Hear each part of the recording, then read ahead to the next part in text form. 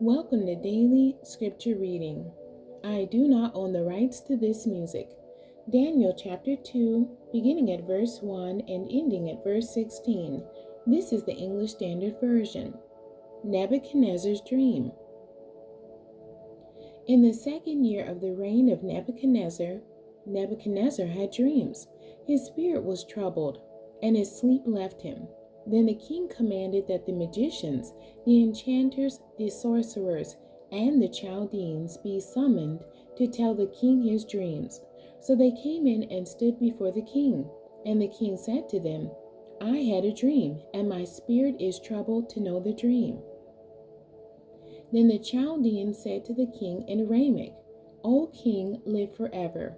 Tell your servants the dream, and we will show the interpretation. The king answered and said to the Chaldeans, The word from me is firm. If you do not make known to me the dream and its interpretation, you shall be torn limb from limb, and your houses shall be laid in ruins.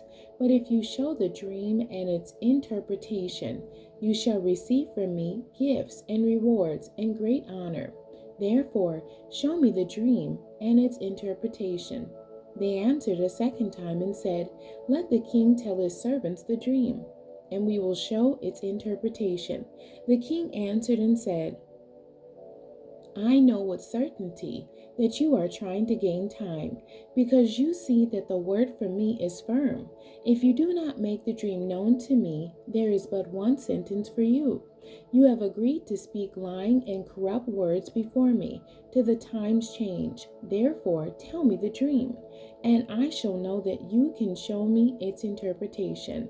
The Chaldeans answered the king and said, There is not a man on earth who can meet the king's demand, for no great and powerful king has asked such a thing of any magician or enchanter or Chaldean.